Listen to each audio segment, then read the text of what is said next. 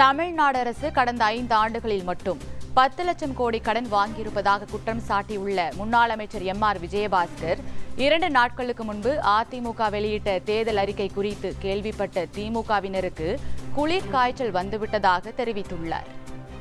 இந்த பொம்மை முதலமைச்சர் தமிழகத்துடைய முதலமைச்சராக வந்து சாதித்த சாதனைகள் 10 லட்சம் கோடி கடன், போதை கலாச்சாரம், இதுதான் இன்னைக்கு நடந்துகிட்டு இருக்குது. 2 இடத்துல முன்னணியில் இருக்கிற, ஒன்று கடங்கார மாநிலம், 2வது போதைக்கு அடிமையானவர்கள் இளைஞர்களுடைய எண்ணிக்கை இந்தியாவிலேயே தமிழகத்தில் தான் அதிகம் என்பதை நீங்க எண்ணி சிந்தித்து பார்க்க வேண்டும். 2 நாளைக்கு முன்னாடி தேர்தல் வாக்குறுதி கொடுத்தார்.